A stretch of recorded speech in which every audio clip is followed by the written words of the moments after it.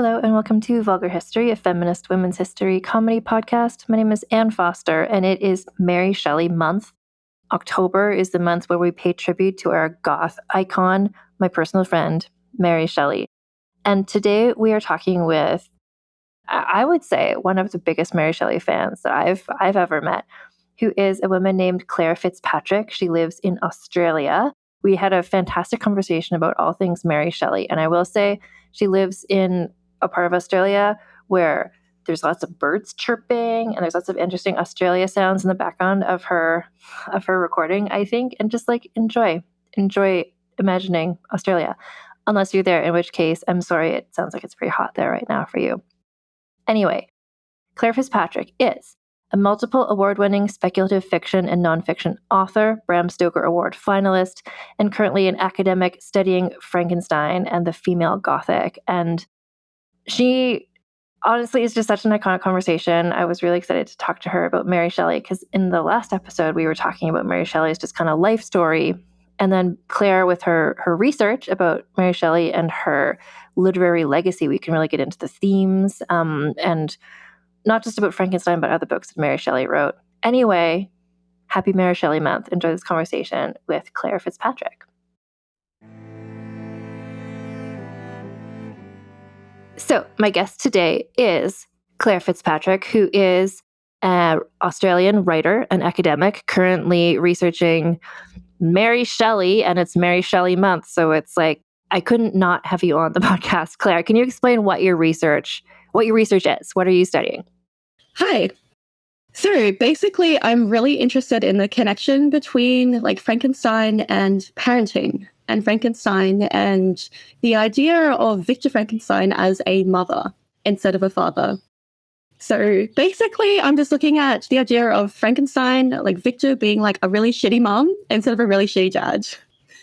So yeah, looking at the ideas of like, oh my God, what happens if you're a really shitty parent and then your child grows up and has problems? I wonder why. Like, is there a connection between bad parenting or neglectful parenting and then the way that a person turns out? So connecting to Frankenstein. And this is like, the listeners will have recently just heard a discussion about Mary Shelley and her life, how she came to write Frankenstein, but also a discussion of Mary Wollstonecraft. And so like basically we're talking about people with shitty parents. That is Mary Shelley. Her dad was, well, I don't know. What are your impressions about how she was parented? I guess I think William Godwin, I think he probably did the best that he could have done. I do. And I think a lot of people are like, well, he sort of like shut himself away after Mary Wollstonecraft died. And oh my God, he like married his neighbor to look after his kids. But like he did have 2 kids to look after. So, and like he's living in this, London townhouse surrounded by like books and tutors and salons, radical thinkers. And so, he needed a parent for his girls, because I think people forget that Fanny was already there, Mary's half-sister. So I think like I've just always been really interested in the idea of like parenting and what a parent's effect can have on you, I think. And because of obviously like Mary Shelley's early life and having a shitty, evil stepmom, I guess.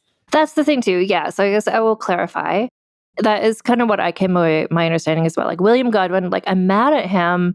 I'm mad at him for what he did to Mary Wollstonecraft's legacy, yes. But I do think that I don't know. He was an okay father to Mary Shelley. He was not good to Fanny. Yeah. He was not good to, but he was just like this, like he's like this, my child, she has my blood and I will like educate her. So he was okay to her, but Mary Jane, the stepmom, typical evil stepmother type vibes. I think people even forget that. So this was like a blended family, which is something that I think people don't really associate with back in those times. So in like I think William Godwin married Mary Jane Claremont. Yeah, basically the girl next door. I think was like 1801, 1802 or something. And like she brought like all her children into the mix. She had like Claire Claremont, like I guess you call her like the future sort of like drama magnet and like Byron's elopement legend. Claire Claremont, like queen of my heart, honestly. Exactly. Oh my God. But in terms of just like the blended family, I saw somebody, it might have been in Romantic Outlaws, the book I was reading, or maybe someone I interviewed. Anyway, I just remember every child in that house had two different parents. Yes. Like no two children had the same parents. Yeah. No. And you even have Charles Claremont. So that's Mary Shelley's other stepbrother. And they sometimes call him Charles Godwin, but no one really knows who his dad was, right? And he was like the quietest stepbrother. And he's not really in like the Mary Shelley story or anything. But basically, like there's just this bunch of kids in this crazy household. It's like a whirlwind of like grief and intellect and family politics. It's like perfect kind of like Gothic stew, I guess, you know? It's perfect. Gothic stew is a great phrase. It's a Gothic stew, yeah. And it's like they're in this London townhouse surrounded by like books and tutors and radical friends. And like it's like a salon buzzing with like debates and stuff. Yeah. So like Mary Shelley herself also, or have you come across this? Is this true that she would like go to visit her mother? Like William Godwin would take her to visit Mary Wollstonecraft's grave pretty regularly, and she would like trace the letters on the grave, and that's how she learned to write and stuff. Like, do you know if that sounds true? I feel like it's true. Is it true? Do you know? We think it's true. We're pretty sure it's true. Like you can't like a lot of the things that we know about Mary Shelley, we can't know like for absolute certain, but we're fairly sure from like what she wrote, what other people wrote about her, that it was probably true. And yeah, she probably escaped that. Like she probably is wanting to escape this mad household and just go hang out with her mom bestie. Yeah. Her ghost mom. Well, this is the thing too. So like in my research about Mary Wollstonecraft, like before she died, she had written these books that were sort of like advice on parenting, like sort of stories for children. Like she had been a teacher and stuff. So I feel like she had an interest in, teaching children. And Mary Shelley, as I understand it, like she, not obsessively, but like understandably, like read her mother's work all the time. Like she wanted to feel connected to her. So she would sort of have felt like, even though Mary Wollstonecraft was dead, like she kind of knew what she would have been like as a mother, maybe from the writing. Yeah. And one of the things, like, you know, a lot of people can be critical of Godwin. But one of the things was he was like, this is your mom. This is your mom. Your mom's like amazing. I like worship your mom. And they had like a massive portrait of Mary Wollstonecraft in the house. And it was like, this is your mom. These are all her books. Let's sit together and like read her stuff, you know? And so Mary Wollstonecraft was always there. You know what I mean? She was always there in the house, just not there. And I think so Mary Shelley always had the connection with her mother without actually having known her, which I find just super interesting. It's still bananas to me that it's like Mary Wollstonecraft and Mary Shelley, like they're both such significant women to like literature and like British history. And the fact that it's mother and daughter, it's just like, I don't know when else that happens. Like where a mother and daughter, maybe Anne Boleyn and Queen Elizabeth is the only like mother-daughter pair I can think of. Yeah, maybe. But it's weird because we don't really get that in like literature or anywhere. And you don't really get that in anything like historical things, sciences. You don't really get that kind of like duo of the mother-daughter, and especially both of them getting like very high up in the field, like so well known during their lifetimes as well, you know? And it's not as if, I think a lot of time back then, the ye old days, people would write things and then, you know, they die impoverished. Here are these stories. Oh, and they died penniless. And it's just like, okay, but yeah, like Mary Shelley, like was always kind of hustling for money, right? Mary Wollstonecraft always hustling in a way. Yeah, they both like made a career hustlers. Of it, which was so rare. That was a career. Yeah. And that's what I think was so interesting. Well, no, I'm just thinking like if we're kind of I'm working towards her writing Frankenstein, but if you could just set the scene for everybody. So she's growing up in this blended household, which is like her father, you know, keeping her mother's presence there, her father like really caring about her, but everything like, I don't want to say it's any more or less messy than any other family growing up in London, but it's like a chaotic place, and Mary flees as a teenager. So can you describe that whole situation? Yeah, of course. So yeah, like we're having a lot of problems. So, you know, so at this time when like Mary's growing up, right? So it's actually just Mary and Fanny at home generally, because Charles and William are boys. So naturally they're sent away to be educated, whatever. Because of course. And then you've got all like, you know, the increasing kind of like conservatism after like the French Revolution, right? And Godwin's popularity, it definitely like it slipped. He's having financial difficulties. He's like, he doesn't know what he's supposed to do. So Mary's growing up in this house, and these half siblings, step siblings, they're all trying to pitch in to help with the family to, you know, keep the family bookshop and the press that Godwin's sort of starting. Yeah, because Godwin started a printing press with Mary Shelley, the evil stepmother. So basically, yeah, so Mary's writing poems and stuff for the bookshop. She's minding with the sisters, and it's like her brother's sent away and the daughters are educated at home, which for me seems like a pretty good deal. If you're being educated by William Godwin, like, yeah. By Godwin, right? Yeah. And it's just really cool because it's constantly full of these intelligent people. Like the most intelligent, the most like literary famous people of the day are in this household. And so Mary's there, she's writing poems for like things that we can publish. She's like hosting the shop, minding it. And then it's like Mary was there. So she'd be like behind the lounge, like as a kid listening to like Coleridge reciting poems. Like she's there listening to him, like, you know, reciting the Ancient Mariner when she and Fanny are supposed to be off into bed, you know? So it's just household of just like, really, it's just this intellectual, like stew. And like, I guess that's what we really know about her teenage life until, I guess, she's 16, you know, until they're all chilling in a bookshop and then Percy comes along. Right. So Percy Shelley comes on the scene, and he comes on the scene partially because he's like a big fan of William Godwin initially, right? Yeah. So he's basically like a fanboy. He's read William Godwin's, like all his stuff. He's like, hey, bro, I'm so into your stuff. I'm going to like become a Godwin kind of like a follower, a disciple of Godwin. And William Godwin is like, oh, okay, cool. This young guy, he's great. I'll have him hanging around for a bit. And then he's just like hanging out, you know, chilling out. And then like Percy is like, hey, who's this daughter of yours? Who is this? Who's this chick? Like, well, and can I just clarify, Percy Shelley married at this time? His pregnant wife, Harriet. Yeah. Like, but you know what? She's probably super nice. She's probably the nicest chick. And she's always so pushed aside in history. Like, she's just Harriet Shelley. She's just Harriet. It's like, but what about her? Like, who was she? I feel like who was this Harriet woman? Shelley and Fanny Imlay are both sort of like, in this story, both come to a tragic end. And it's kind of like, I'm sure they were interesting too.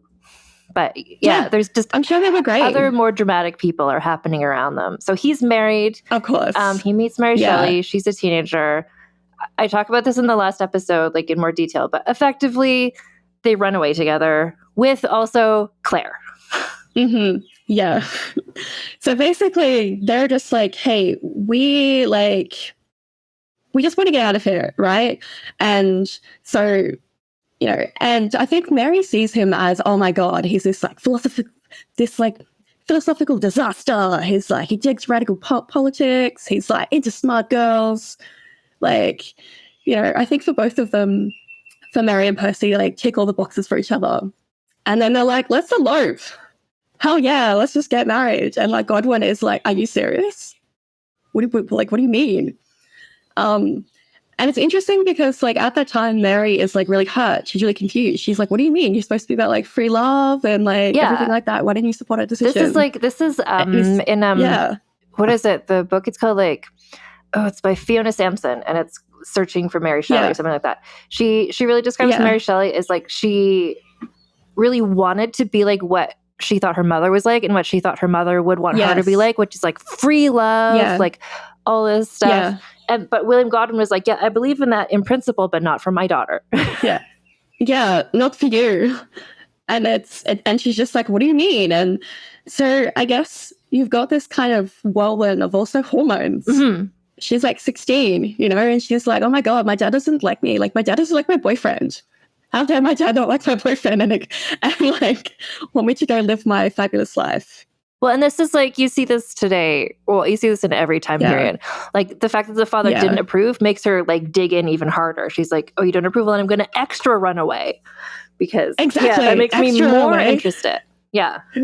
But the thing is, but she did extra run away. And like, she's like, okay, I'm getting out of here. And then, so like Claire is like, you should like take me with you. And they're like, okay, cool, let's go. Leaving Fanny behind. Fanny. But yeah. Fuck, man. But like, and yeah, like they have this whirlwind adventure. They're in like, you know, Europe. They're in like France and Switzerland and like Italy. And the dad is like furious. Society is like outraged. Them.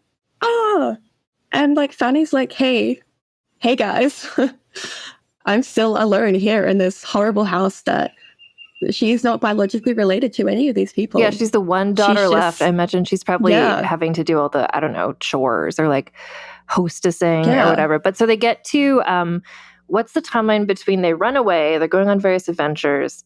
Before she's writing Frankenstein, she's already had one child that's died or not. I'm trying to remember the timeline of all of her various babies. Yeah, pretty much. So before she writes Frankenstein, she already has had a child. So she has a son. No, it's like a miscarriage that she has, and so she's already had like a miscarriage, and so like she's having all these miscarriages, and like she's still writing and reading. And they're in Italy, and she's like, her life is sort of like imploding, but she's got this like imagination going, right? She's like, I want to write about my feelings. I want to write about like all of this that is happening in my life. And so she's had like this miscarriage and it's like awful. And then we get to like the year without a summer. So like 1816. Right. Which is like to recap for everybody. I've mentioned this in a few episodes, but just to recap again, Mount Tambora in Indonesia is this volcanic explosion, and it just fucks up the climate, and so there is just no sun and no warmth for a summer. And this is where Mary Shelley, Claire, Percy, they're hanging out for some reason at Lord Byron's casa in Geneva. And this is where Lord Byron is just like, let's have a fun sleepover party, and I challenge everybody to write a ghost story. And this is where Frankenstein is written, famously. And everything you're saying now is making me think like, yeah, Mary Shelley's going through all this stuff, like not just her own like child loss and like all the thoughts she would be having about pregnancy and creating life, but also the sense of abandonment she feels from her own father. Exactly. And it's hard because like she sort of made this found family, right? She's like, okay, I found this really cool group of people. I found this like awesome people who like love me and you know want to hang out with me. I want to get to know me and really like appreciate me. And then, but she's going through all this kind of like trauma, I guess. And so she has had a child, like she's been pregnant, and one of her children has like passed away. And she's just like obviously traumatized by this, right? Okay, she's 18, right? Yeah, I'm just gonna say she's like so if we're just putting together all this sort of like hormones happening in her body right now, there's the like she is a teenager. We have the like pregnancy, child loss, but then like postpartum, but then pregnancy. Like there's a lot happening. So I think when people think about Frankenstein the book, which is like obviously a classic, widely beloved book, but it's like the mental state of this girl writing it is like, I think that's such an important part of why I think it resonates, because she's taking these emotions and putting them into this fantastical story. But like, think about this like 19-year-old person and what she's going through. It's like, of course this is what she wrote. Yeah. I know. And like, it made me think of, so when I like moved out when I was 18, right? And I was like, I'm just trying not to burn eggs. I'm trying to like set up my little house with my little boyfriend that I've got. Like, oh yeah, I'm going to like go on my own. Can you imagine like going through this trauma while you're still trying to learn how to cook? Like, I'm sure she had to cook for it, but like we're still trying to learn to do normal things. Well, no, I'm going to say also, because we talk about in the Mary Shelley episode, like it's not so much at this point, like she's going through it, like with just like grief and like pregnancy and whatever. But like I feel like she is the only one in the friend group who does know how to cook. I feel like Shelley is just like, we can survive off of just like grass and dandelions. I think she's like, we need protein. Like she's the one who's there. Like I don't think she wants to be the mom friend, but she is the mom friend because she's the one who's just like, we're gonna all die if we just eat dandelions. Yeah. Like exactly. So she's kind of the only person in this found family with like a head on her shoulders. Yeah, exactly. And like, so she is sort of like, she is pregnant and she's like really, really ill, and she's like having to cope with like all of these sort of like problems that are happening in her life. And like she's got like her boyfriend is suddenly like interested in her sister. And so she's dealing with like fucking like, you know, we're pretty sure Shelley and like Claire Claremont were like lovers, right? And so obviously Shelley is, you know, like Mary is going to be like really outraged by this. She is like, you know, she's had to leave her whole life. She's had to leave like her dad, who she loved, who idolized. She's pregnant. She's like really ill. She's like sick. And now like her boyfriend is like hanging out with her stepsister, totally banging. Like that must be like really, really awful. And I think also, and this is something else I got from the Fiona Sampson book, but she theorizes that Mary Shelley was really, she wanted to embody everything her mother was about, like free love and don't believe in marriage and whatever. But it's like, but in her heart, Mary Shelley was like a monogamist and she wanted a domestic life. And Shelley was like, well, I'm just going to fuck around because that's what your mother said. That's what your dad says. Like, this is the lifestyle you want, isn't it? And Mary Shelley's like, yeah, okay. No. and like they're living, and so like they're living with like Claire in like this house, and they're like, you know, reading and writing. They're hanging out with like Mary Shelley's friends, and one of his friends, Thomas Hogg, right? And he was like really good friends with like Shelley, and he was this like a barrister and like a writer. And like Percy's like, hey, that Tom guy, you should like totally sleep with him because like we're all about free love and he wants to sleep with you. And she's like, no. And it's actually interesting, like her relationship, like her friendship with Thomas, because at first she's like ill, gross, and then we know through letters that she ended up actually becoming a really good friend of his. But the fact that Percy was like, you should just sleep with my boy Thomas Hogg, and Mary's like, no, thank you. We cannot, listeners, we cannot overestimate how much Percy Shelley is my personal enemy. Oh my God, I hate Percy Shelley so much. And like, it's insane though, right? Because like, so like in 1815, she has this daughter, right? She's like two-month premature baby.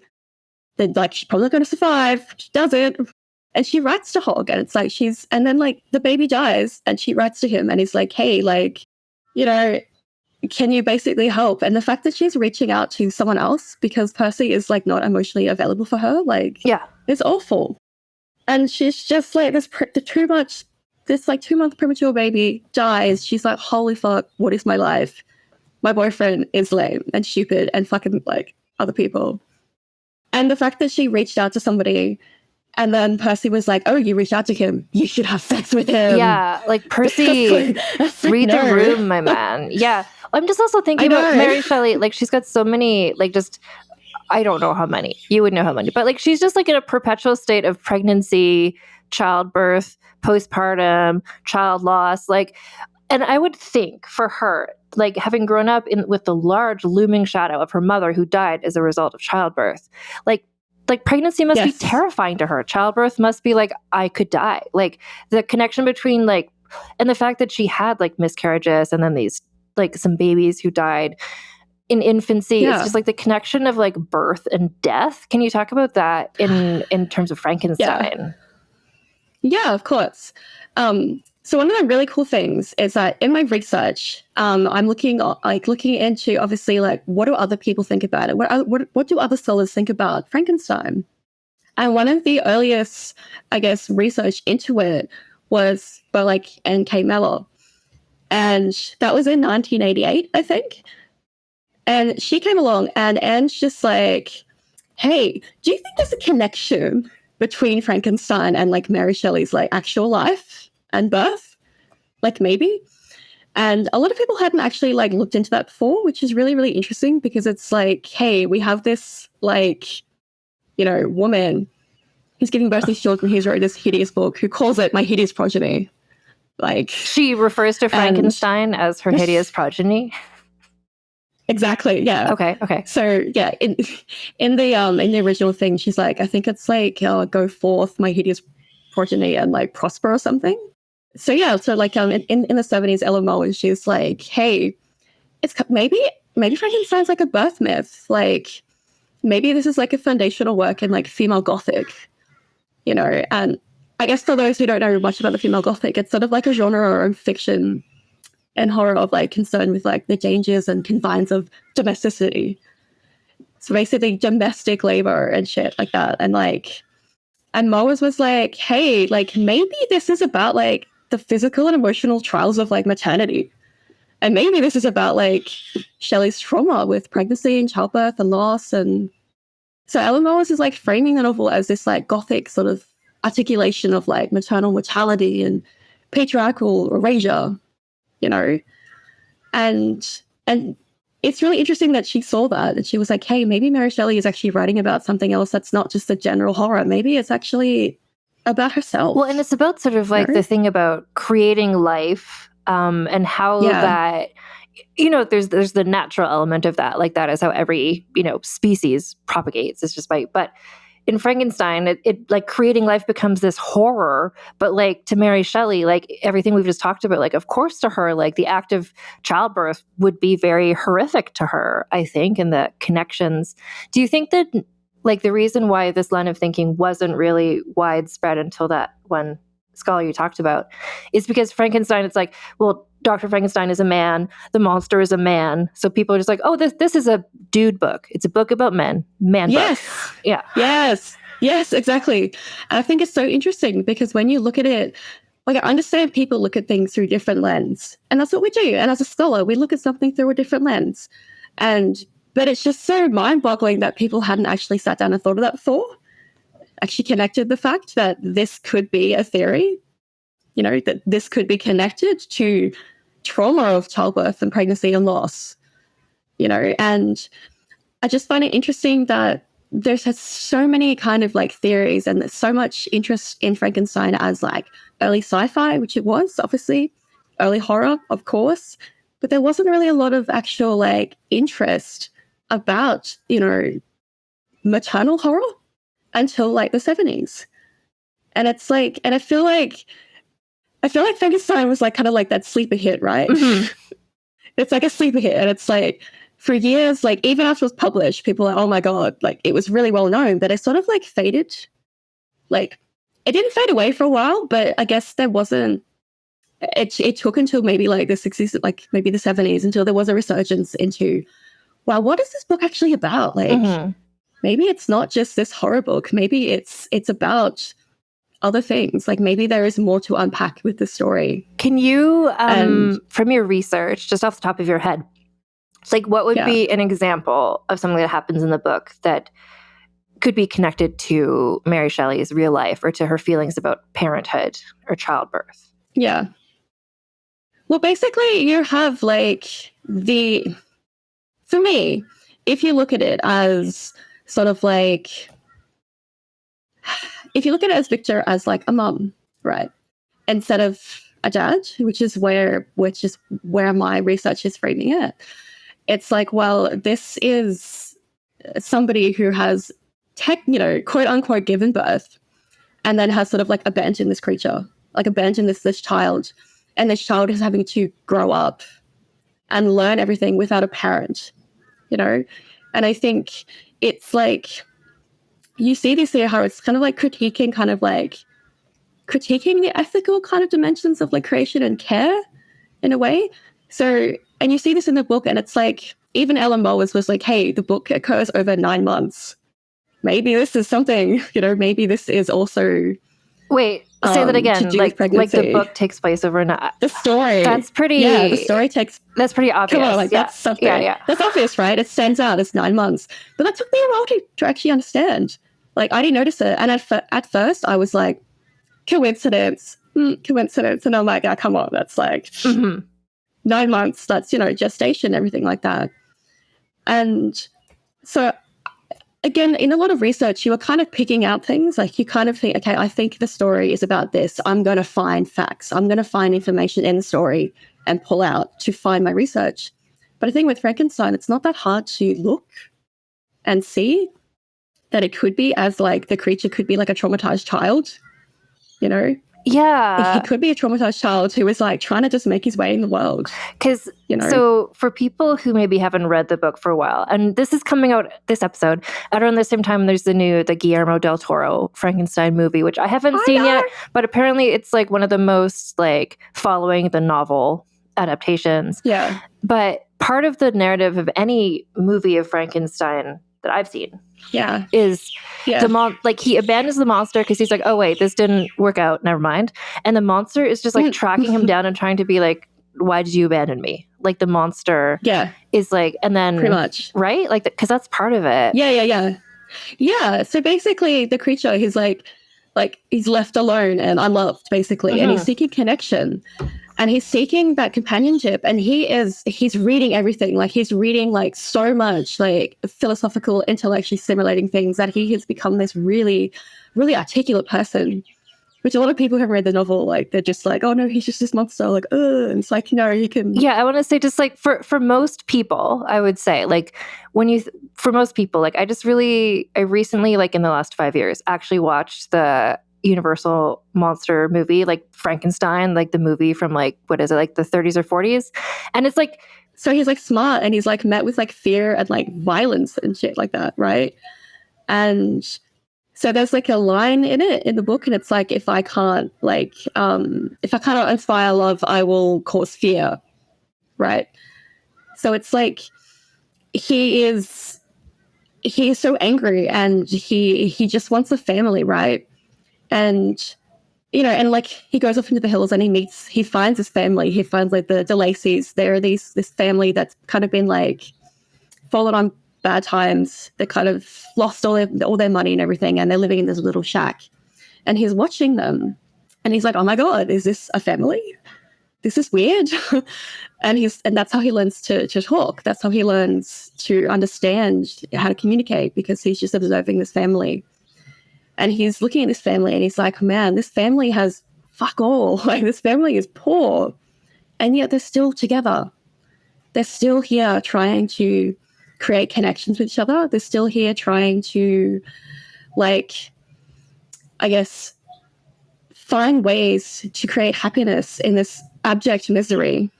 And he's like, so my dad, Victor, is like, if he's not happy with me, why can't he try and work with me? Like, why can't we kind of like build a relationship? What's with me? Why am I so hideous, And so we can see that connection between like nurture and parental rejection. I find in the movie, the Universal movie, Boris Karloff is so sympathetic as Frankenstein, but he's not, he doesn't have this. So I think if people read the book, or maybe even when people watch the Guillermo del Toro movie, I presume Jacob Elordi is going to be like talking in full sentences, and people just sort of imagine the monster, Frankenstein's monster, is like a zombie who's just like, ugh. And now for a quick advertising break. And we're back. But it's like, no, this is a philosophical book, and the monster speaks philosophically. Yeah. It is. And he's just trying to figure out like who he is as a person. And I think this is actually a really good way for us to kind of read, like, maybe this could be Mary Shelley's thoughts. Like, who are we as people? Like, I don't know, what is the nature of humanity? Like, why were these horrible things happening in my life? Why are only horrible things happening in her life? Okay, I kind of joke. Okay, so I have a joke that I'm cursed because I have a lot of like really shitty things that happen in my life, like consecutively. Mm-hmm. And I'm actually on like a pretty not the best track at life at the moment. I'm like gonna have to sell my house and shit, right? It's a whole jam, right? And I think, and it's just, you sit there and you think to yourself, why is this happening? Like, why is this happening? And I think maybe for Mary Shelley, she's trying to like articulate that. She's like, why are these things happening to my life? Like, why are these things happening? And of course, the creature, like his despair turns to vengeance. Mm-hmm. But Mary Shelley, her despair turns into this creative fuel. And it's like, I don't know, like, I try and turn my like despair into like action and like what am I going to do to fix things? And it's like Mary Shelley is trying to sort of, I think, show that through the creature. Like, oh my God, I'm such, this is so hard. I've got to try and fix things. But obviously the creature goes about it in the wrong way. Well, and this just makes me think about, like, it's fresh in my mind because I just recently did these Mary Wollstonecraft episodes. But what I learned about her, Mary Shelley's grandfather, Edward Wollstonecraft, was like a violent, abusive, horrible man.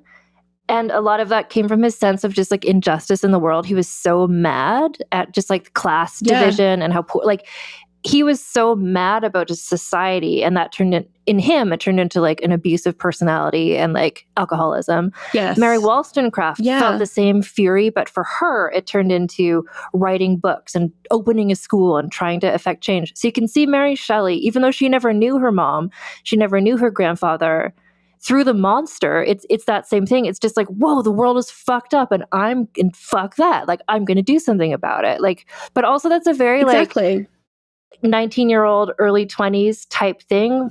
Like that, the optimism and the like, I'm going to fix this broken world. It's like, just, I'm thinking about Mary Wollstonecraft as well. Like when she was young, she was just like, I'm going to stand up for abused women. I'm going to open a school. And by the time she was older, she was just like, the world sucks. Everything's terrible. I'm just going to like settle down with this nice man. Like, I mean, I'm 34 and now I'm like, the world sucks. Everything is terrible. I'm going to settle down with this nice man. Nice man. That like Mary. So Mary Shelley's writing this book where she's in this like you're describing, just, and I think a lot of people can relate to that. It's just like when terrible things happen in someone's life, and it's just like it's just bad luck, really, a lot of the time. But for Mary Shelley, she's just interrogating him. She's like, but why? And that's so relatable. And like she has so many things happening. Like she's, ostracized. She's broke. She has, like children's dying and everything like that. But she's like, you know what? I'm going to keep reading. I'm going to keep going. Like, so it's like her life is imploding, but her imagination is thriving. And it's almost like all these horrible things had to happen. And like this volcano had to erupt and block out the sun, right? For her to be like, okay, this is like a perfect storm. I'm going to sit down and I'm going to fucking write something. Like, and obviously we can't know, everything that she's writing about. We know that she kind of wrote the idea from like a waking dream that she had. But surely all this baggage that she had, surely she must have been like, all right, let's just put this down. Let's just put this shit down on paper. Let's just get it out. And like, how do I like... So I think maybe she's just trying to write all her grief, all her anger, or her like sense of injustice of the world into this story and fueling it through this creature who is seen as this monster, but just wants to be loved. And if you see... it's like, please hug me. Exactly. So if you see, like, just talking about, like, the way that growing up, she's in this kind of chaotic household with all these siblings. Yeah. And then running up with Percy Shelley, this man who, like, does not treat her amazingly, obviously. So to see, like, Mary Shelley's avatar in this book, not as the doctor who creates life, but as this, like, it's this like open wound, the monster who's just like, I just want intimacy. Why will no one give that to me? And it's like, if that's her, it's just like, oh girl, like give you a hug, And well, she literally had 2 children die in 1 year. Like they're in like, it's, well, the thing is, so like there's a difference between like, so because there's the 2 different versions, there's 1818 and like the 1822 version. And between 1818 and like, like 1822 and stuff, so like 1823, sorry, all these extra things happen. More problems happen. Like, you've already got the son dying of malaria. There's like 2 children who have died in a year, right? She literally, like, son dies of malaria. She gives birth to Clara, who dies a few months later in Venice. And it's like, she's just devastated. And so, like, she goes on to write other books, but then when she, like, returns to Frankenstein, when she's like, no, I'm going to revise it, it's like she's had so much more trauma in her life. She's like, there's some dumb, it's like, oh, yeah, more trauma, I can make it a better book. Well, it's just kind of like, well, like anything, if you're just thinking, oh, wow, I've lived through, like, so much more stuff. Oh, I know how to make this, like, I now know this emotion better. So I can, like, heighten these moments. So what was the publishing history So the book you said, so there's 2 editions of it. Like she wrote it, the first draft, in this like sleepover party from hell.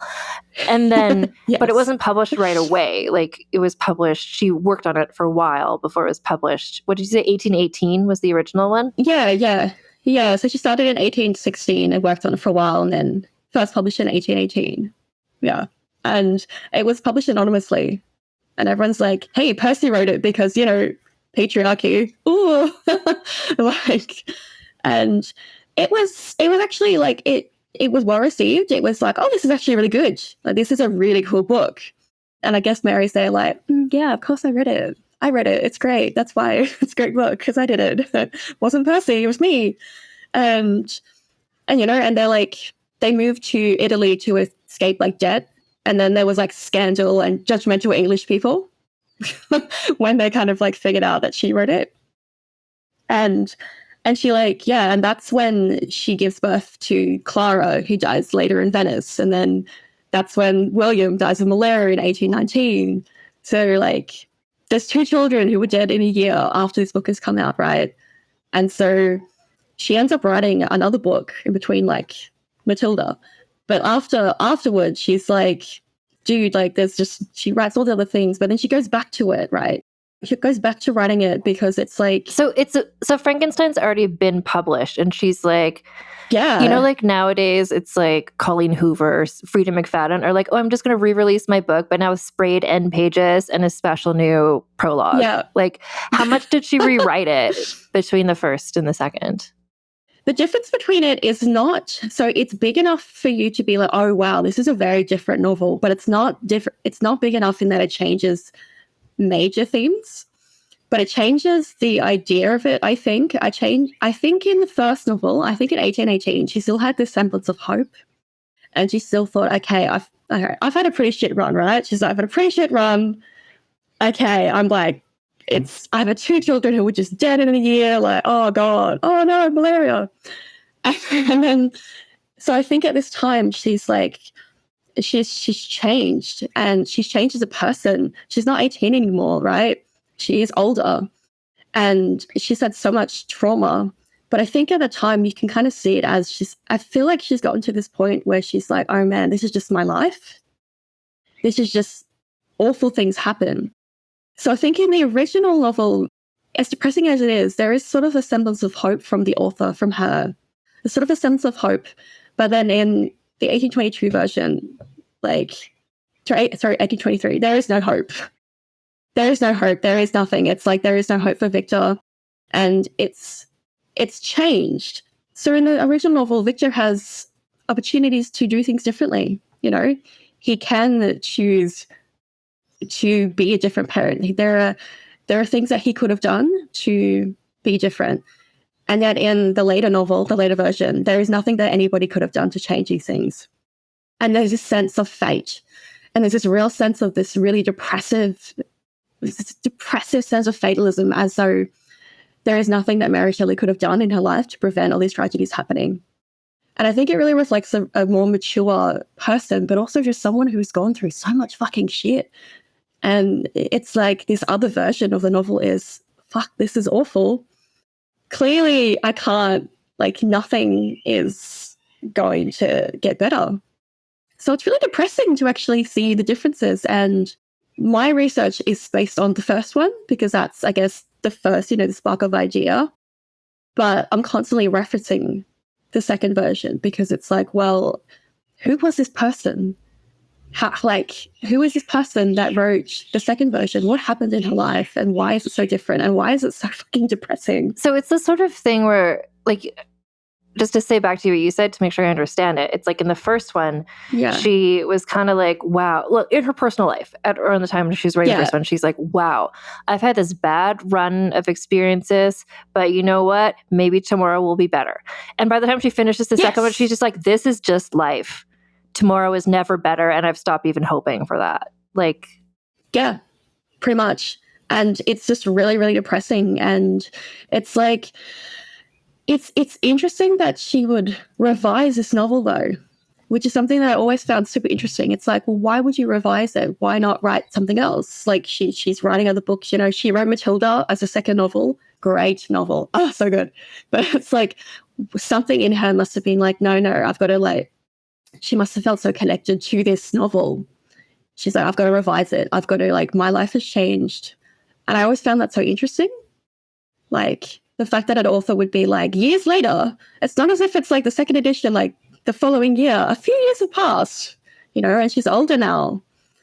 So it's like, why? Well, and like it was clearly important enough to her to do this. So like, I don't know if that was because she had this new maturity and she was like, my first version of this was too optimistic. People shouldn't feel hope. I want them to know life is awful. I have to change my book. Like that she was so moved to do that. And was this before or after Percy Shelley died? The second Frankenstein? So this was before. Okay. So Percy Shelley died like later. But it's like there is 3 versions of it, but we're just going to say with the 2 versions. Okay. Dude, this is like a niche statement, but because I didn't even watch all of Game of Thrones. But this was in like season 2 or 3 of Game of Thrones. There's a part where Arya Stark, she ran away. Her family was dead. She thought she was going to go to this one place where maybe things were going to turn out. And then they get there and they're like, oh no, actually it's been attacked. Sorry, everyone there is dead. And she starts laughing because she's just like, you know what? Of course that happened. Like nothing good ever happens. Everything is shit. And I'm like, that's kind of where Mary Shelley is. She's just, I feel like when Percy Shelley died, she'd just be like, of course he just died. Like nothing good ever happens to me. I'm Mary Shelley. Yeah, of course. And it's like, but you can see that. And like, I think that in my life, like I've had a lot of like really shitty things happen in my life. And okay, my husband died, right? A couple of years ago. And it was really depressing. And I was like, oh man, this is awful. Like life is horrible. But you can understand why your thoughts would change, you know? You can understand how you're thinking about life changes. And like, you know, the way that my life changed after my husband passed away was like pretty radically different. And that changed my writing, even just my fiction and my thoughts. And so, but if you can imagine this is Mary Shelley and she's already had like a whole life before she's 30. She's already had this whole crazy life. And you can understand why she would want to revise these things and want to rethink about it and think about her life. Because it's like, it's depressing. I'm just curious, because so between the 2 Frankenstein versions, you said she wrote this book called Matilda.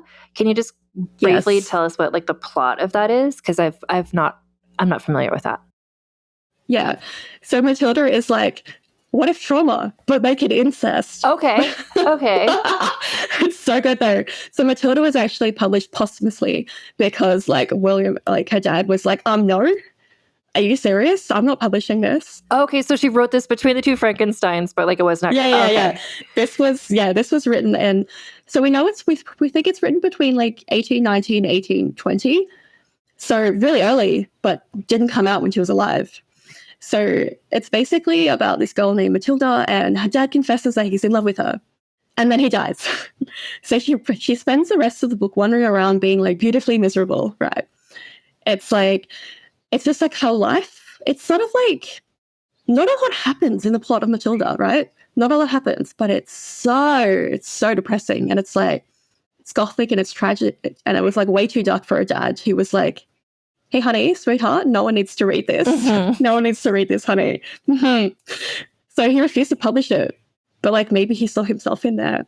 I don't know. Well, I don't know. Well, I feel like, well, it's interesting though. So it's like you've got another Frankenstein's monster adjacent, tragic, sad, abandoned person, just sort of like wandering around wishing for love. Exactly. And like things happen. There is a plot clearly, but it's like it's just got stuff like it's a lot of daddy issues, right? It's a lot of daddy issues, a lot of grief and isolation, and like Victorian therapy. So like wandering into wilderness and dying dramatically. Oh, true. Yeah. Okay. Yeah. But it's really good and it's so sad. It is so fucking depressing because it's like you can see this as, for me, it's like maybe she's trying to get like her dad to be like, hey, can you please like pay attention to me? Can you please give me like some love? And a lot of people are like, hey, but there's incest in the book. Oh, but it's like, dude, there's incest everywhere in writing and fiction during these times, right? Everyone's married to cousins. In real life, in this era. Yeah. Incest's not like a lot more common than it is now, I would say. But is that in terms of like So would Matilda be considered gothic fiction as well, in your opinion? Yeah. Yeah. Matilda is definitely gothic fiction, and it's so bleak and it's so dark. And I think it was really interesting because people saw this and they were like, oh, hey, like that's by the author of Mary Shelley. But a lot of people, it wasn't as popular, and still now it wasn't as popular. But the thing is, it didn't come out. Right. Okay. Mary Shelley's second novel did not come out until 1959. Like, not even joking.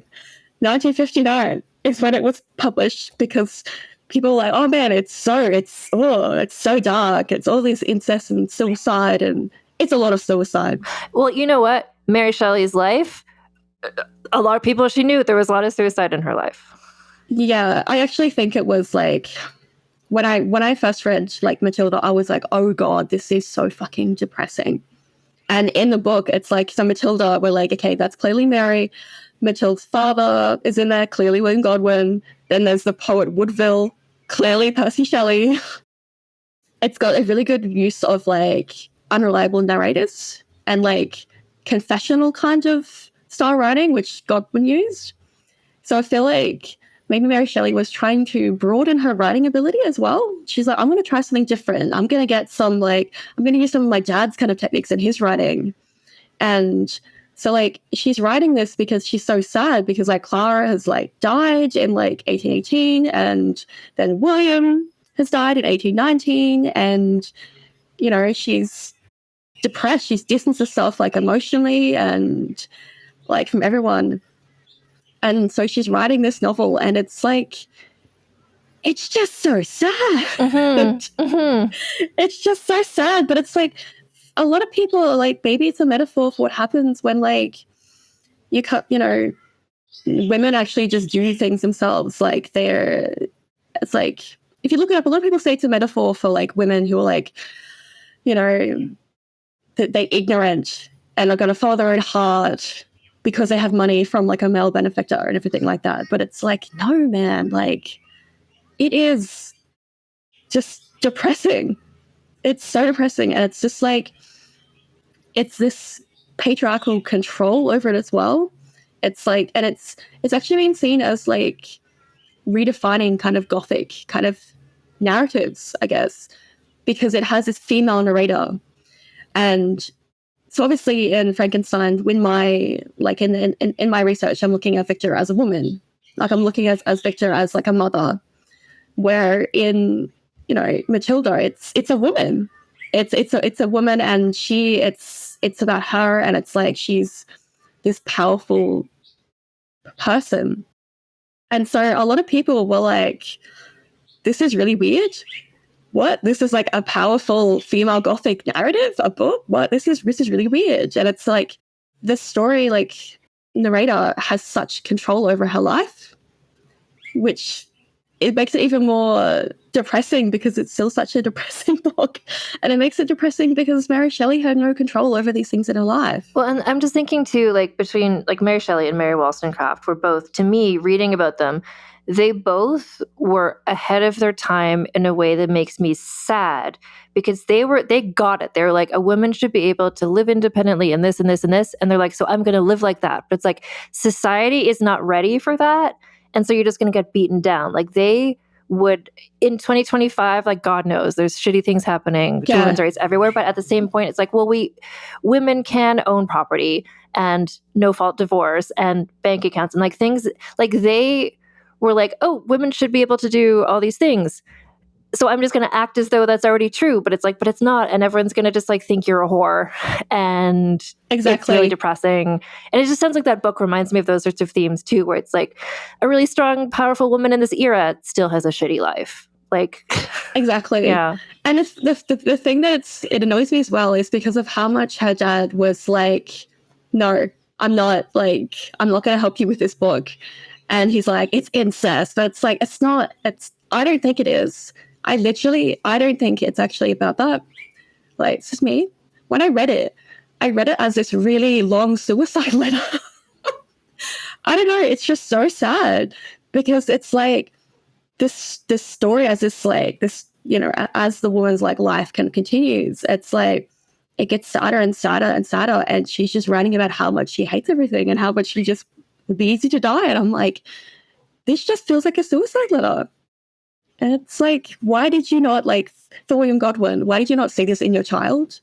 Like, how could you not read this and be like, hey, like, yeah. If this is your daughter, you could be like, Mary, I'm not going to publish this, but also come over, have a cup of tea. Like, I'm going to give you a hug. Yeah. Like, yeah. Girl, are you okay? Like, this book is a cry for help, Mary Shelley.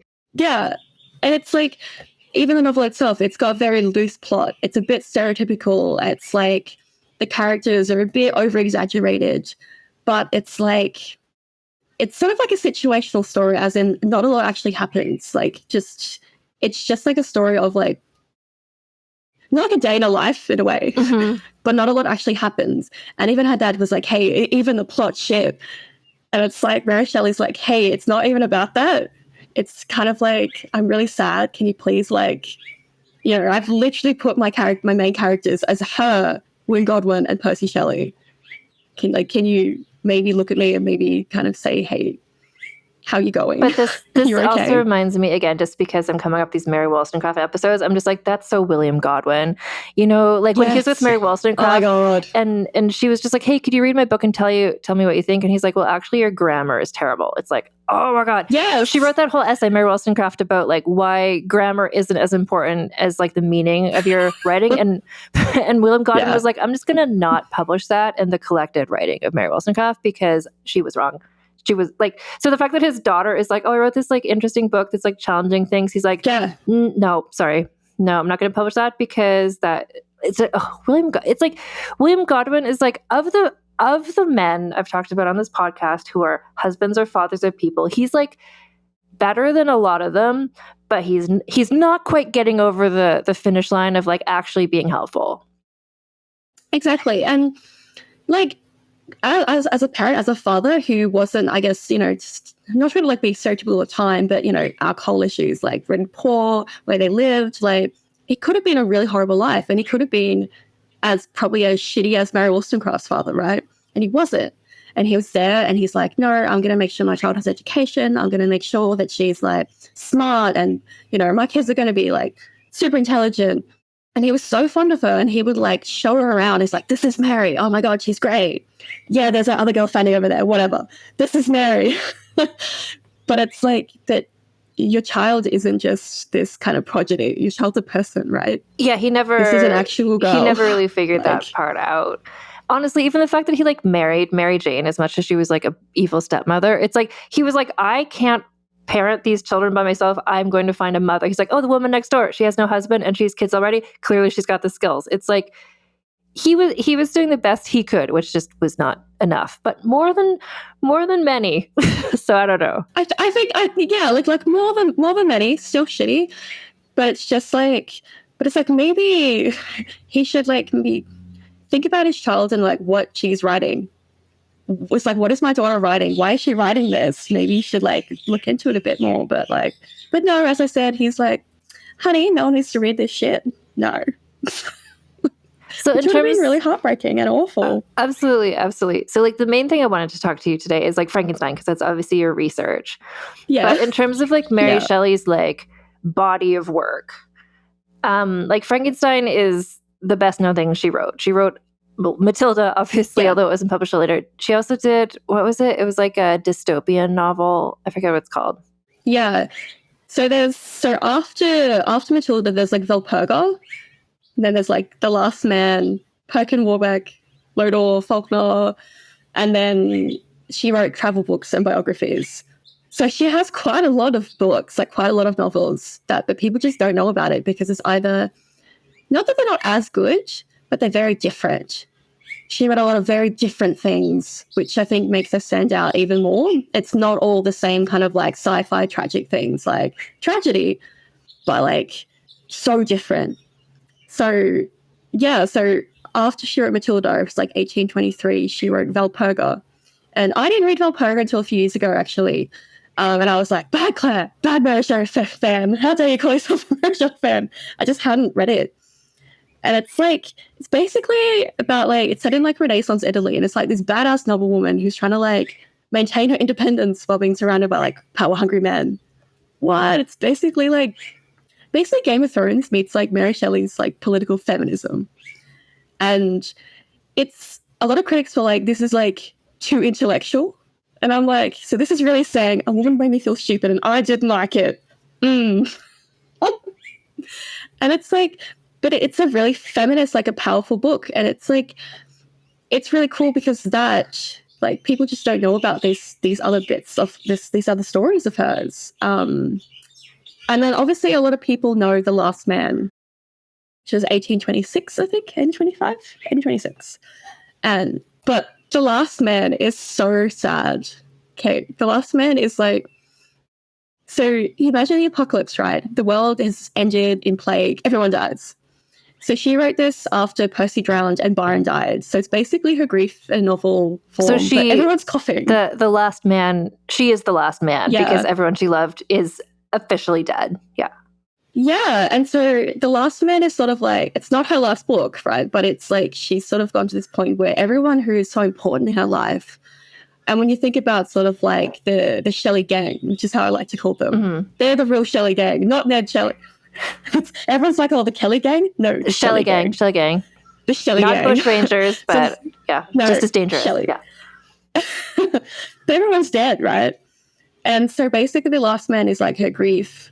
And, you know, she's sort of like a walking, like she's a self-insert. So she's like watching civilization crumble and like all the friends perish. Everyone dies in the story one by one. And it's like, it made me think of like, again, this is like all her children dying one by one, all her friends dying one by one, like Percy drowning, Byron dying. And it's like bleak and tragic and kind of a bit metal. It's got these scenes of loneliness and death. And it's like this idea of, you know, being the last one alive actually sucks, you know? But the thing is, the critics hated it. Critics were like, oh my God, it's too depressing.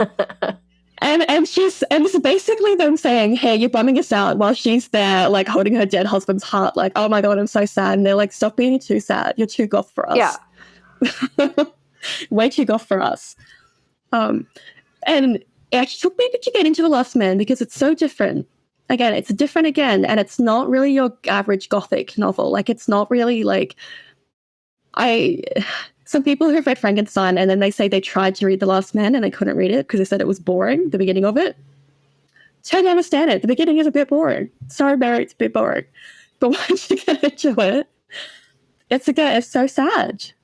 And it's like all this grief wrapped up into this book of, oh my God, everyone is dead and I'm just stuck here with this kid. I think it's like, I'm just trying to, like, comparing her to someone who lived at around the same time, Jane Austen, who, if you're like, I like Pride and Prejudice, what else has Jane Austen written? Sense and Sensibility, great. Mansfield Park, okay. It's like, people read Frankenstein and they're like, what else did she write? Did she also write Dracula? Did she also write, like, The Wolfman? It's like, no, like... So there are commonalities between her book, which is just like the metaphor and just the like nihilistic goth of it all. But when you read Frankenstein, it's like you want to read a book. I think anyone, it's like if you listen to an album by a singer, you're like, oh, what other albums did they do? It's like you expect it to all be the same genre. So, but no. But this is what I really like about Mary Shelley, because then like the book after that, she wrote like it's like Perkin Warbeck. It's like a history. I just call it that. Of, like the Princess in the Tower. Yeah. It's like yeah. But it's like, he claims to be like the lost prince. But she's like, what if history, but sexy and sad? And so she writes him as like this sympathetic political tragedy about like identity and like ambition and betrayal. Yeah. In terms of like Mary Shelley and like the nonstop trauma of her first, I want to say 30 years of life, she kept writing after that. She kept being alive after that. So like she didn't stop or really give up. So in a way, it's kind of like she lived through all of this, and that's sort of motivational or something. Yeah, and that's why I think people need to be a bit more like nicer and actually look at like what these stories are about. And it's like, hey, I'm not just going to sit here and rehash the same shit over and over again, because she's basically like, I'm not going to sit here and like wallow in misery. Yes, like my life is probably shit, right? like me. But she's like, I'm not going to sit here. I'm going to research things. I'm going to travel. I'm going to read things. I'm going to I'm going to learn about things, you know? And, but I do think that all of her stories have like the same sort of themes, you know? And she constantly wrote. And like when she wrote even like Lodor after Perkin like Warbeck, she's still writing about like bad men and the women who have to clean up their messes. But it's like, it's similar things, but they're different. And it's really interesting to see like how she's growing up and how she's navigating her own life and how her thoughts have changed. And we have like Lodor, which was in like 1835. And basically it's just saying society sucks. You know, how you survive being a single mother in like a world designed by idiots. I wonder where she got that inspiration from, right? Like, a timeless theme. But it's interesting, like during her life, like obviously she wrote these books, like they were published, like she was making a living as a writer, etc. But it's like, it's sort of a weird thing, sort of like a child star, where it's like she wrote Frankenstein at such a young age. That's all most people know that she ever did. But it's like, no, she didn't stop. Like, she's not like a one-hit wonder. Like, she's like, I don't know, like Kirsten Dunst. It's like, yeah, she was a child star, but she kept doing quality work. Like, it's not just somebody exactly who was in one sitcom once, but it's kind of people don't know about the rest of her work. Yeah. And like Mary Shelley wrote 7 books. Like the last one was like Faulkner. And like at the time, she's like done with everyone's nonsense, right? And like the critics didn't get it as usual. She's got like Murder and Secrets, Forgiveness. It's like gothic therapy, like session, like gothic therapy. And people like, you know, this isn't what we want. We want Frankenstein. And it's like, but it's there. Like, it's basically got like found family and healing. And it's like saying like, I forgive you through like gritted teeth. Like, I hate you, but I forgive you. And like she wrote this, and like she even wrote like travel books and memoirs and biographies, and she's like writing about historical women, and she's like basically hustling despite losing everyone she loved. And she's like the gothic queen of like grief and like perseverance, and critics are like, yeah, but we really liked Frankenstein, and so you should like write that again. It's just like, I'm trying to think of, I don't know, anything. I don't know. I'm trying to like Lil Nas X or something, who I hope is doing well. I know he's like, but if people are just like, why aren't you doing Old Town Road again? It's like, because he was really, I think he was like 19 when he wrote that. It's like, because that was one song I wrote once, and these are the other things. It's like, but could you do Old Town Road? Like, no, like time has passed. Yeah. I know. And it's really interesting as well, because it's like, we have this she's such a witty observer. She observes these things, and there's a lot of humor like sprinkled within grief. There's a lot of really like dry observations about things, and like, oh man, I would love to like get her in a room with like Jane Austen and have them like just gossip about shit, because I reckon Mary would have been a great gossip, because a lot of her stories are like, she's writing about things, you know, she's writing about society, she's writing about like Victorian society's nonsense. You know, she's writing about this nonsense in her life and all these people the experiences that she's had where she's like, fuck this is shit, you know? And I guess I wish that a lot of people would sort of like look more into her writing and her stories and think, well, she's more than Frankenstein. Although Frankenstein is amazing, clearly. I'm going to say, comma, if you haven't read Frankenstein, start with that. But don't stop with that. Like, read Frankenstein for sure, because it's like a story that we all feel like, oh, I know the story of Frankenstein. It's like, do you, or do you just know like Count Chocula, no, you don't. like the breakfast cereal, like, or I guess Frankenberry is the breakfast cereal. Yeah. But it's like, actually read that book. It's short, you can do it, and then continue on. That's what I would say. Yeah, and just continue, because it's like all of her stories have elements of her. Basically, she puts herself in all the stories, and a lot of people did back then as well. Like a lot of fiction was basically biography. That's like a lot of women, when they would write, you know, that's part of the kind of the female Gothic. They're writing about themselves. They're finding a way to put themselves into the narrative, because they feel like they're not part of the narrative of life. They're not part of the narrative of outside their life. So she's like putting herself into this story. She's trying to just show that, hey, I'm here, I'm writing, and it's just funny, because it's like she wrote so much, so much. People are like, oh, Frankenstein, I've heard of that. And it's like, but have you read Perkin Warbeck? I can't, like, I keep trying to think of an example, but, you know, there's like certain actors who, when they go for it, I don't know, like Liv Tyler or somebody, and it's just like, could you not ask me about Lord of the Rings? Like, I've done one gazillion things, but yeah, but when you were Arwen, like, or whatever, like, it's just like, I don't know, anyone who's, but it's like, there's something so, there's a reason why Frankenstein people loved it at that time, why people still love it now. And I think part of it is kind of what you're decoding in your research, which is like, because it's not just a horror story about like reanimating corpse. Like, there's such relatable, like, elemental emotions that just like anyone can relate to. Yeah. And I think there are so many things, and like unpacking it as like a thesis, as like a PhD, there's so many things that you can pick apart and explore, you know, and there's so many different aspects of the story. You've got stuff about like romanticism, you've got enlightenment, you've got just women's functions in like the novel. Like, that's a whole thing in itself, like the way women are treated. And you have ideas of like parental failure, obviously, what I'm looking into. And then you can discuss it in relation to like other Gothic novels, right? And what people were writing about at that time as well, like Jane Austen, you know, Northanger Abbey being like, there are so many other things that you can compare it to, and not compare it in a bad way, but just be like, wow, this fits so well in like historically Gothic novels, historically horror things.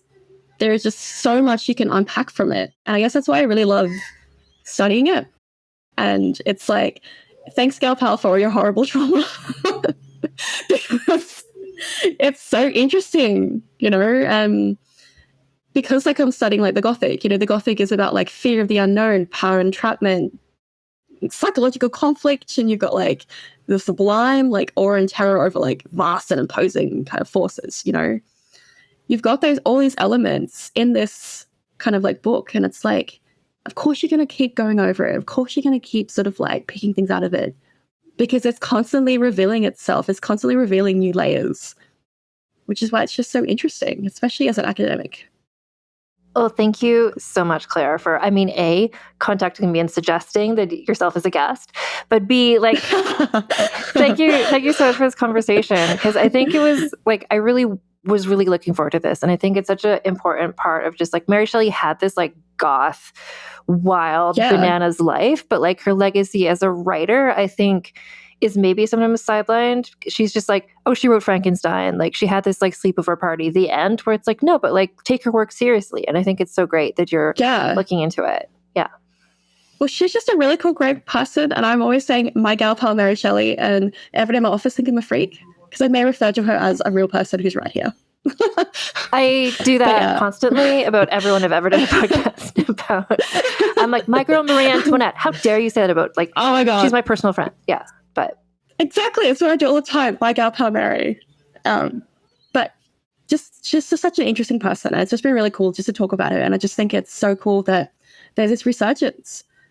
And who was this person? And like the Mary Shelley gang as well, you know? The Shelley gang. The Shelley gang, like, they were such an interesting group of people. And I'm just so excited that there's this whole new resurgence about it, and finding out who these people were and the idiots that Mary had to deal with.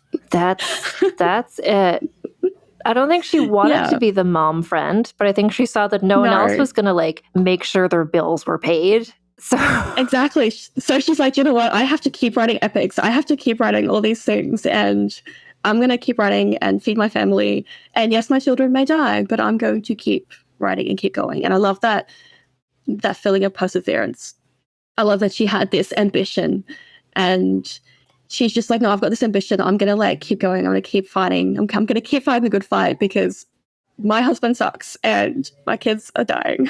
I'm sad. Well, and also I think the fact, like, her books are so profoundly sad, obviously, because she felt profound sadness in her life, but also it's just like, she felt that and she wrote a book about it, and maybe that helped her process it so she could, you know, go on and write the next book that is maybe going to be like a sexy murder mystery or whatever. Like, it doesn't mean that she's walking around weeping 24 hours a day, but it's like she felt these deep emotions. She turned them into these great books.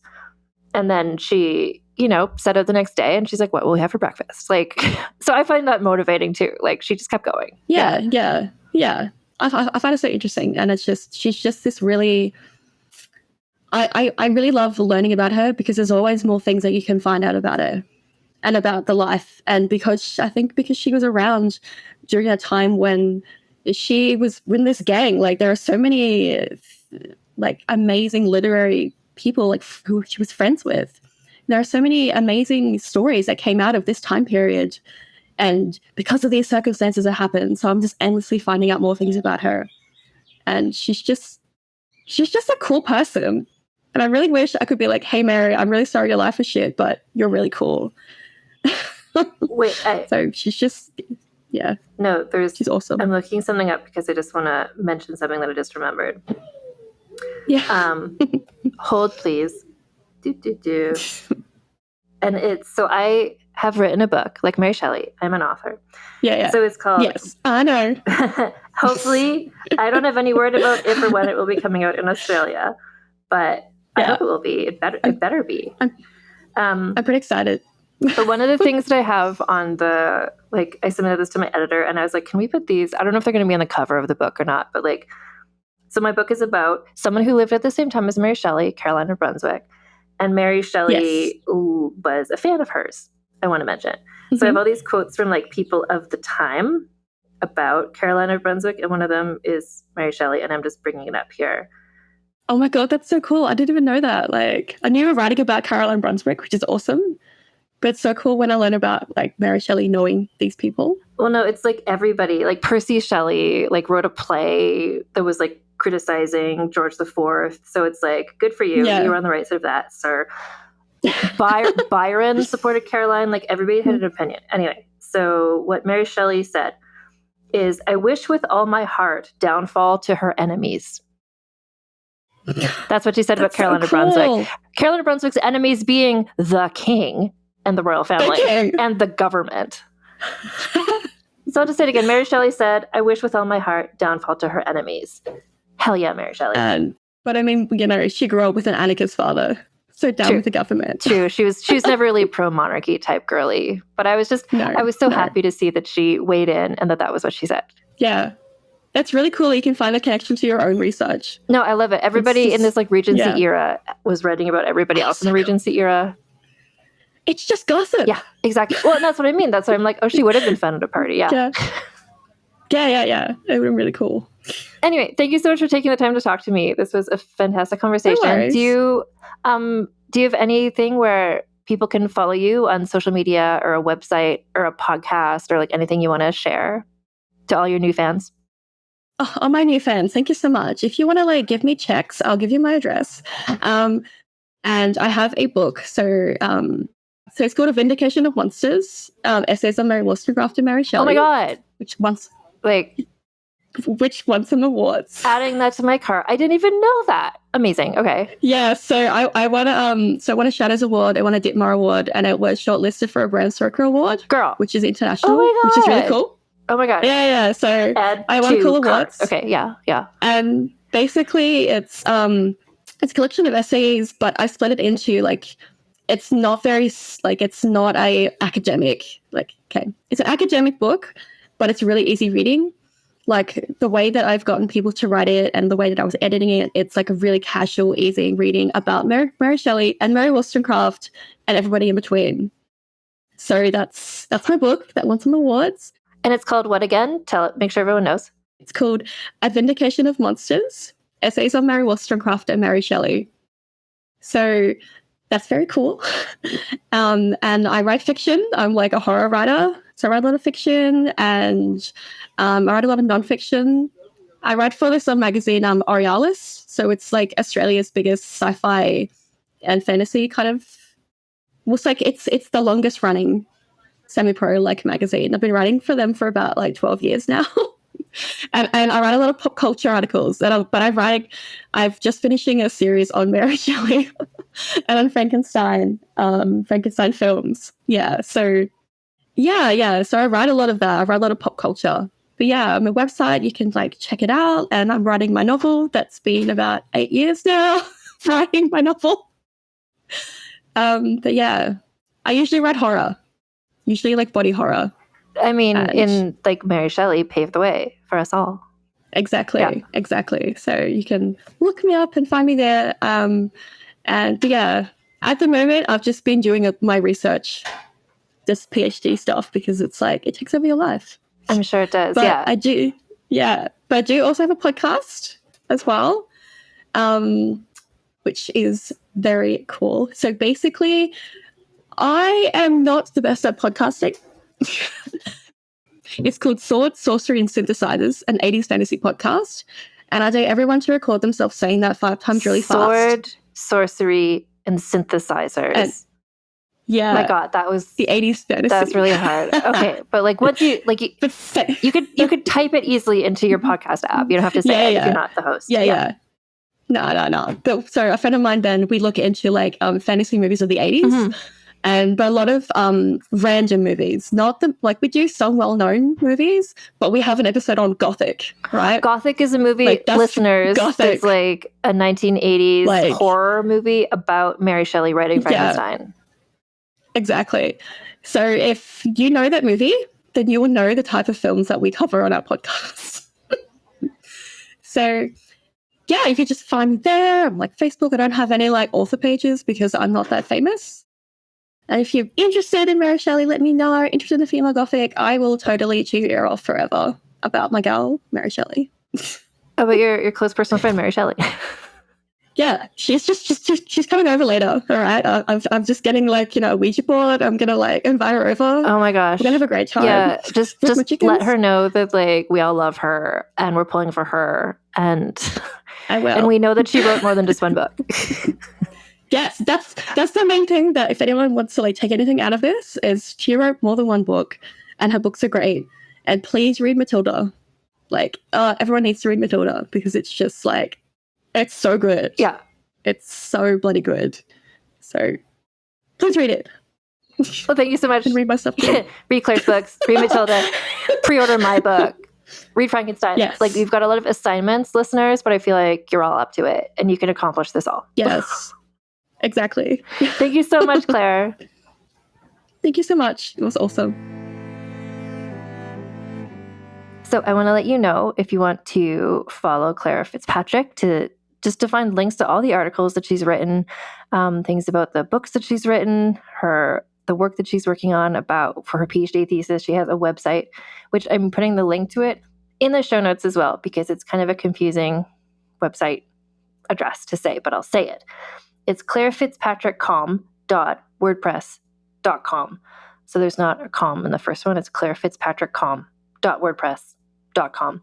I will put a link in the show notes. You can get to this beautiful, very Gothic looking website that has links to all of Claire's work. So you can learn more about her. And as she said, if you want to contact her and just be like, I also love Mary Shelley, I think she'd love to get a message like that too. This is a Vulgar History podcast. My name is Anne Foster.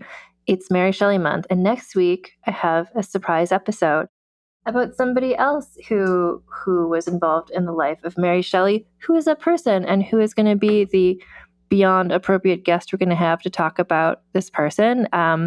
You will find out next week. It's our, I guess, official Halloween special episode is next week. I will say, trigger warning for this next episode. If you know, you know. That's who we're talking about.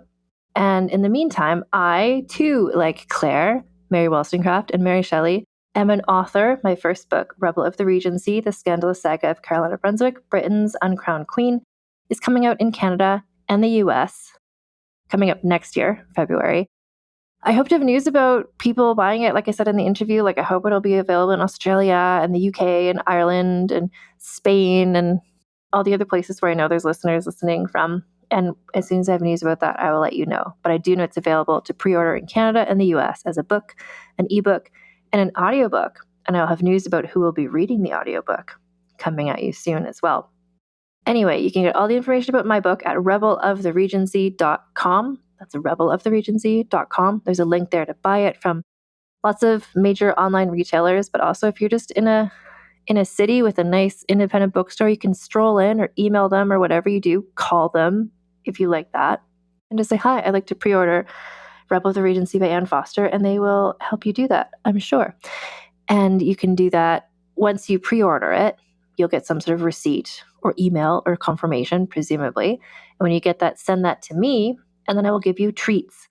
For anyone who pre-orders my book, I am providing three fun free treats as a reward or as a gift for you for having bought my book. And the things you will get is a free one-year membership to my Substack, like newsletter where I write essays about people from history, including a recent one about Mary Shelley. You can also get a free one-year membership to my Patreon, which is where the membership you get when you show me the receipt is that you get the $6 a month Patreon membership, but for free. And that's where you get to hear things like my bonus episodes, Vulgar Piece Theater, where I talk about movies with my friends Lana Wood Johnson and Allison Epstein. Our most recent episode that just came out as well is we talk about Sofia Coppola's Marie Antoinette movie, and we have a Halloween episode coming up as well for that. And then also, when you're at that level of my Patreon, you can join our Discord, and we just have a nice time. Also, I do want to mention Patreon. Anyway, like this is where I'm doing a lot of my posting lately because it just seems like in this current time in the social media landscape, that's the way that I can post stuff, and people who want to see my updates actually see them instead of falling victim to various algorithms. Anyway, you can join my Patreon for free, and then you can just see all of my updates and pictures and value-added content I'm putting there, videos and things. And then if you want to join the Patreon, if you would like to have a paid membership for Mary Shelley Month in honor of our Goth Queen icon, I am running a sale, so it's 25% off annual memberships to my Patreon. And a membership to get the ad-free episodes of Vulgar History, it's $1 a month. 25% off means it's 75 cents a month. So something to consider. Maybe as a gift for somebody else. You can also do that. Anyway, I think those are all my announcements I have to tell you. We'll be back next week with the scariest, most horrifying story of the person who, in all of Mary Shelley's life, I find the most disturbing. You might be able to guess who that will be, but maybe you can't because there was a lot of really horrifying people in her life. Anyway, next week, Halloween special. Very special guest. Don't miss it. And until next time, keep your pants on and your tits out. Vulgar History is researched, scripted, and hosted by Anne Foster. That's me. Editor is Christina Lumagi. Theme music is by the Severn Duo. Transcripts of this podcast are available at vulgarhistory.com by Aveline Malik. You can get early, ad-free episodes of Vulgar History by becoming a paid member of our Patreon for as low as $1 a month at patreon.com/AnneFosterWriter. Vulgar History merchandise is available at vulgarhistory.com/store for Americans, and for everyone else at vulgarhistory.redbubble.com. Follow us on social media at Vulgar History Pod, and get in touch with me via email at vulgarhistorypod@gmail.com.